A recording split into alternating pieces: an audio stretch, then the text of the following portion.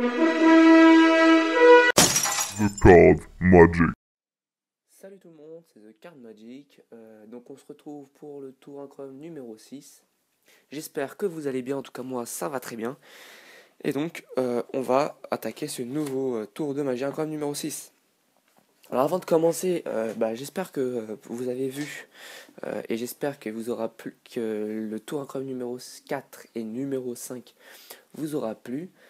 Pour ceux qui ne les ont pas vus, hein, c'est peut-être possible, et je mets dans la description les liens pour y accéder, ou tout simplement si vous voulez y accéder tout de suite, en ce moment même, deux bannières s'affichent pour que vous puissiez cliquer dessus et y accéder. Donc ne vous inquiétez pas, cette vidéo reste en ligne. Ça va pas vous, si vous voulez rester sur cette vidéo là, vous avez juste à cliquer sur les bannières, ça vous ouvre une nouvelle fenêtre et vous pouvez continuer à regarder cette vidéo. Voilà. Une autre chose, vous êtes 560 abonnés, c'est énorme et je voulais vous remercier parce que ça fait très très plaisir, ça allait très très vite.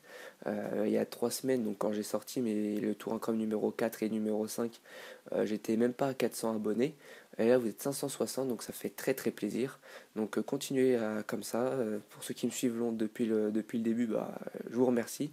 Et donc bien sûr, pour ceux qui ont vu ma vidéo info FAQ concours, bien évidemment, il y aura un concours pour les 500 abonnés, ne vous inquiétez pas, qui sera vendredi prochain, donc le week-end prochain.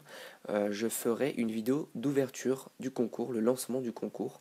Et donc dans cette vidéo, je parlerai des lots, de comment les gagner, comment participer. Et puis je ferai aussi ma FAQ, je ferai tout dans une vidéo, comme ça sera fait.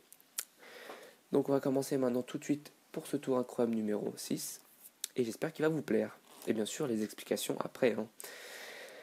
Alors, je joue avec le monarche, pour ceux qui sont intéressés. Je dis tout le temps les noms des cartes, des paquets de cartes avec lesquels je joue, donc avec le monarche, pour ceux qui sont intéressés. Voilà. Donc le spectateur va choisir une carte en me disant stop. Stop ici, parfait. Il regarde la carte. Alors, bien sûr, c'est celle-ci et pas une autre.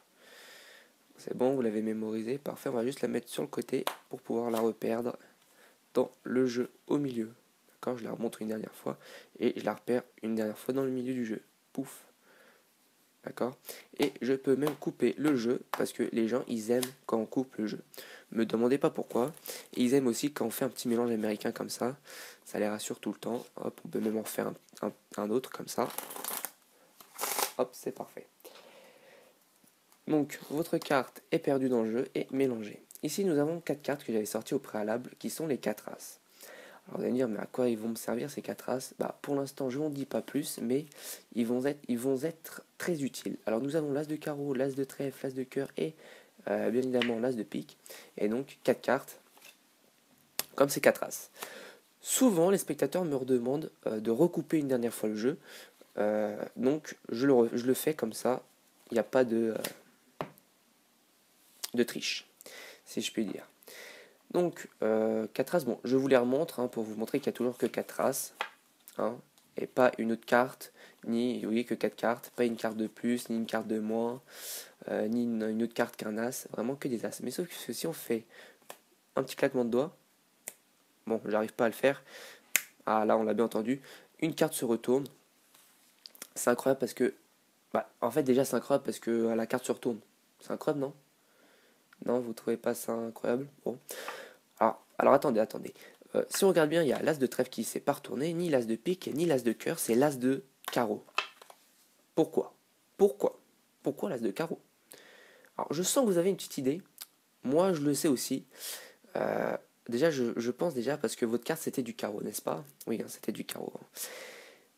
Mais c'est tout simplement parce que, bon, je vais vous le dire tout de suite, je ne vais pas faire durer le suspense trop longtemps. C'est tout simplement que votre carte a pris la place de l'as de carreau. Non, c'est vrai, vous voulez regarder? Oui, c'est bien le 9 de carreau, votre carte. Votre carte, c'est bien le 9 de carreau. Oui, voilà, donc je ne mentais pas. Le 9 de carreau a bien pris la place de l'as de carreau. Waouh! Oui, je sais, c'est incroyable. Calmez-vous, ne vous inquiétez pas. C'est pas si exceptionnel que ça, parce que vous allez me dire, mais où est l'as de carreau? Et là, je vais vous répondre. On a juste à éventailler le jeu et à regarder au milieu du jeu. Et là, qu'est-ce qu'on voit? Une carte à l'envers, face en l'air. Et bien évidemment, c'est l'as de carreau. Ah oui, parce que comme je l'ai dit, je sais pas si je l'ai dit, mais il y a eu une téléportation. Hein, les deux cartes, ils se sont... Bon, bref, voilà. Bon, voilà, je sais pas si ça t'a impressionné. En tout cas, on passe aux explications tout de suite, parce que je pense que c'est ce qui vous intéresse. À tout de suite.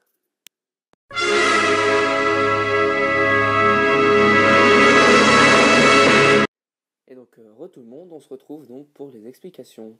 Alors, les explications de ce tour vont être... alors bon, c'est vrai que maintenant, comme moi j'essaie de le maîtriser, pour moi il me semble très simple, et vous verrez que quand vous saurez le maîtriser, c'est un tour qui est très simple. Mais il n'est pas compliqué, il faut juste retenir les étapes. Il y a plein de petites étapes qu'il ne faut pas oublier car elles sont importantes pour le tour. Alors, faudra les 4 as. Alors moi, je choisis les 4 as, mais vous pouvez très bien prendre les 4 rois, les 4 dames ou les 4 valets. Moi, j'ai toujours refait avec les 4 as, même si certes, il y a un risque de se faire... il y a un risque que le spectateur voie quelque chose, mais ça, je reviendrai par la suite. On va faire, pour pas vous perturber, comme dans la démonstration, avec les mêmes cartes, et donc la même carte choisie. Donc le spectateur choisit une carte, donc on va dire que c'est le 9 de carreau, que vous lui montrez. Alors, il va falloir connaître l'identité du 9 de carreau. Alors, pour connaître l'identité de la carte, alors bien évidemment, quand vous la perdez dans le jeu, bien évidemment, vous ne la perdez pas dans le jeu. Vous faites un contrôle de carte, donc vous faites le contrôle de carte que vous voulez du moment que la carte reste par-dessus le jeu. Alors moi, généralement, quand je fais ce tour-là, je suis assis. Donc, vu que je suis assis, je pars sur un mélange américain. Donc, je coupe le jeu en deux. Donc là, j'ai le paquet où il y a la carte en main gauche.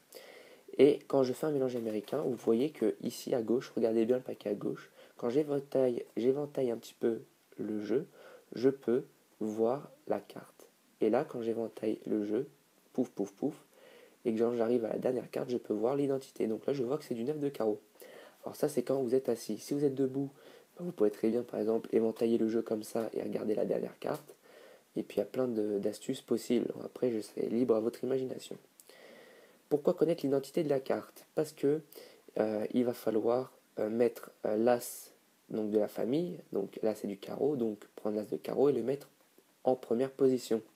Si par malheur vous oubliez de regarder la famille, vous pouvez demander la famille au spectateur, ce n'est pas un problème. À la base, ce tour, quand je l'ai appris, on demande à la base ce tour, la version dans laquelle je l'ai appris, on demande la carte au spectateur. Mais moi après je l'ai modifié pour qu'on n'ait pas besoin à lui demander. Bref, dans le mouvement d'aller récupérer les as et dans le mouvement de présenter les as, on va décaler la première carte et la breaker. Donc en fait on break la carte du spectateur. Donc on fait un break à une main qui est très simple, hein. On pousse et on ramène tout en mettant notre petit doigt.